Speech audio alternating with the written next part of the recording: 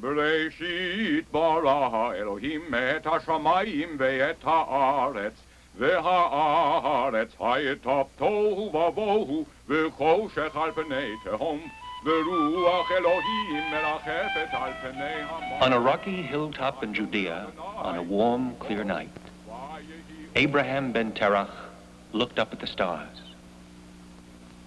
Their endless sparkling reached back through unmeasured space, yet they seemed almost near enough to touch. That was it, he breathed. That was the truth he had been seeking all his life.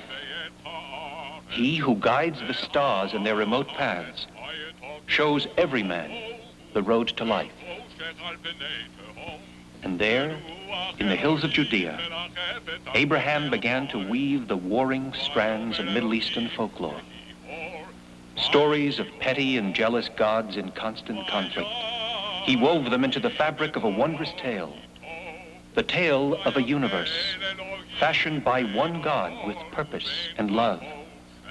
A God who made the heavens and the earth, the day and the night, the land and the sea in endless harmony. A God who made all men of dust and dreams, brothers in pain and in hope. Isaac and Jacob and Joseph wove Abraham's experiences and their own into the fabric and handed it on to their children in Egypt. For 400 years, it sustained their souls in slavery with the hope of freedom and the return to the promised land of their fathers. Moshe ben Amram of the tribe of Levi fashioned a people out of these memories and hopes and taught the world an eternal lesson out of the tapestry of their experience. That tapestry is the Torah, the making of a nation through laws and customs and poetry, the still small voice of the Creator in the turbulent strivings of his children. Wherever they traveled, the children of Israel carried the Torah as a portable holy land. Wherever they rested their feet, they built sanctuaries around its teachings, facing toward Jerusalem.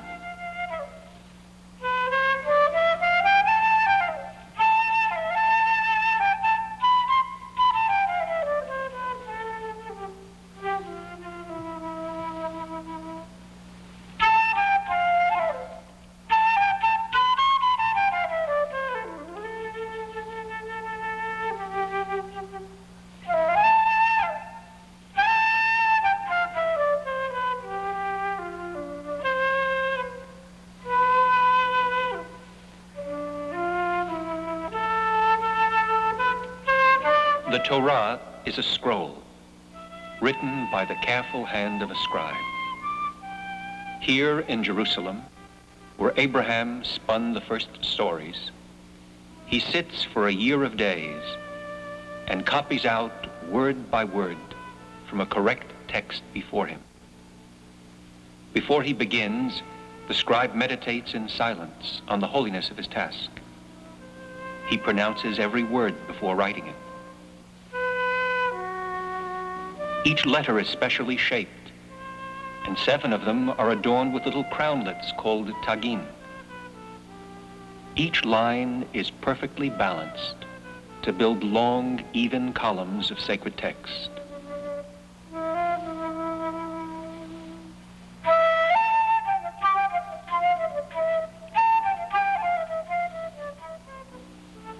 The scribe writes the words with a turkey quill, cut to give it a flat surface for the square letters. He holds the quill sideways to make the thin lines and flat for the thick ones. There must be space around each letter. He dips the quill into a pot of black ink made of the soot that collects when olive oil is burned, mixed with honey and oil and crushed gallnuts.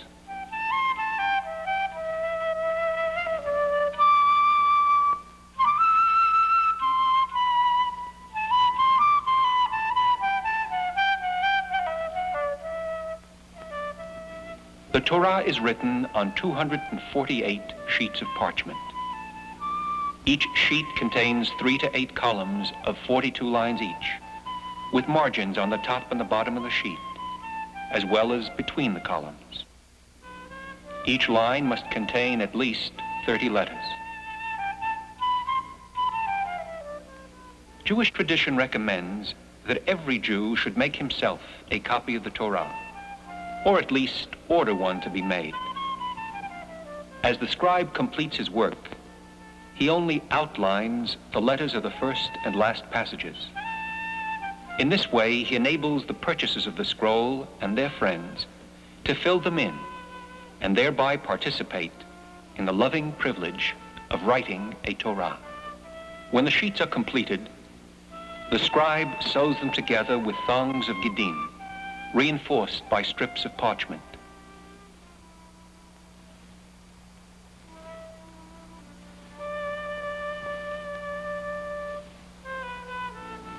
The first and last sheets are tied to wooden rollers by which the scroll will be held and protected.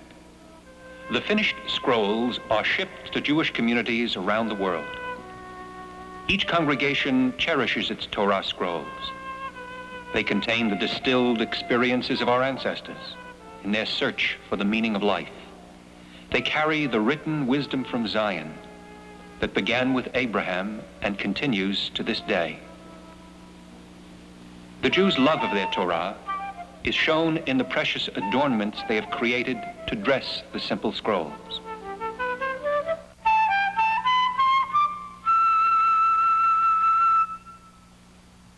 Jews from Eastern countries keep their scrolls in wooden cases embossed with silver and velvet and inscribed with quotations.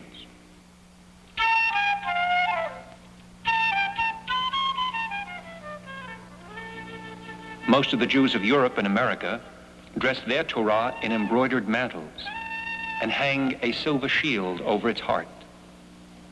The shield may be a simple one like this one from Poland in the 18th century, or more elaborate like this one from Galicia with silver filigree and precious stones, or this from Berlin made in 1770. The pillars resemble those that stood at the entrance of Solomon's temple in Jerusalem. Here is a modern shield made in America.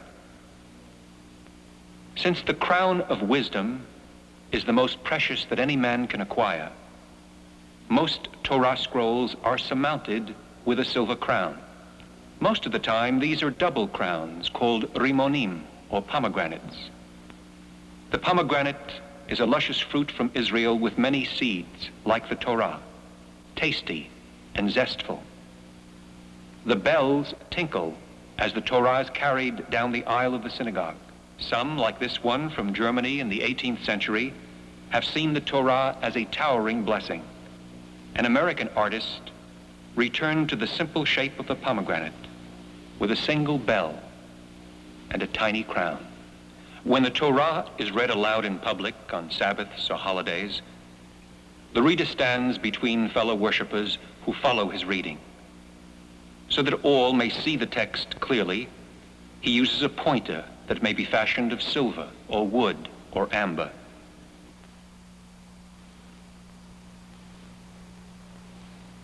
Here is a collection assembled from a dozen synagogues of the hundreds destroyed by the Nazis in Europe from 1938 to 1945.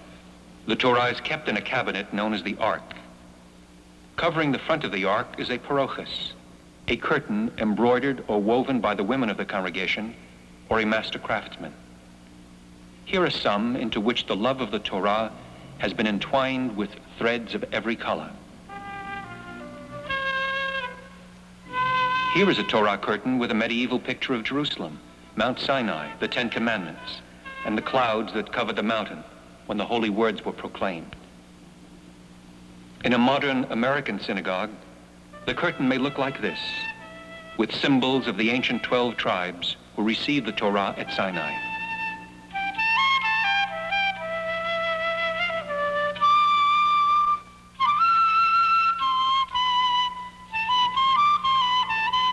When the curtains part, we see the scrolls nesting in the ark. Why is there more than one Torah?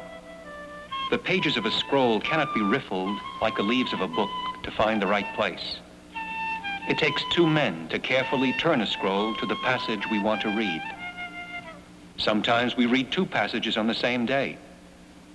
It's easier to have several scrolls, each rolled to a different section, so that we can move from one reading to the other more quickly. Who reads the Torah? Any member of the congregation who properly prepares himself, even a boy or girl of 13 years. Before the reading, the bar mitzvah boy chants a prayer of thanksgiving. To read a Torah scroll requires preparation and understanding. There are no vowels, no punctuation in a Torah. You have to concentrate completely on the meaning or you'll get lost. That's why all the decoration is on the outside of the scroll. Nothing inside to distract you. Listen to the chanting of Exodus 15, the Song of the Sea. אז ישיר משה ובני ישראל את השירה הזאת לאדוני, ויאמרו לאמור, השירה לאדוני כי גאו גאה, סוס ורחבו רמה בים. עזי וזמרתיה ויהי לי לישועה, זה אלי וינבהו אלוהי אביו ארוממנו. אדוני איש מלחמה, אדוני שמו. ימינך אדוני נהדרי בכוח, ימינך אדוני תירץ אויב. Where does the music come from? Nobody knows exactly. But in a printed Hebrew Bible, there are symbols, each of which represents a little tune.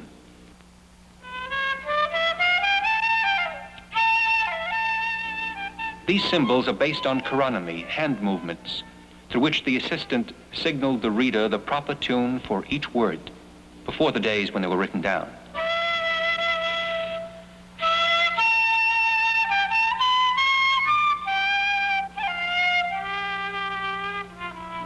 For example, Ravia, a four-cornered tune.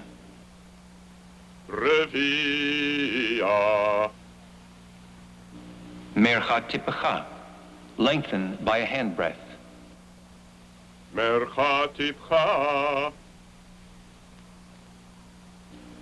Et nachta, a rester like a semicolon. Et nachta. I'd say that the concentration which the scribe used to write the scroll by hand is matched by the concentration of the reader who interprets the scroll to a congregation. Why do we Jews go to all that trouble? Why don't we just read scripture from a printed Bible? It would be so much easier. Perhaps it would. But when you love someone, you enjoy doing special things for them. We call that a labor of love. Picking the right present, wrapping it just so, singing their favorite song. The Torah has been our first love. It was born when the Jews began. It has been with us through every trial and peril. In narrow ghettos, it sang of shepherds and streams. In despair, it sang of hope. Our sages called it the tree of life, Eitz Chaim, a center of shade and fruit and living waters. Its ways are ways of pleasantness, and all its paths are peace.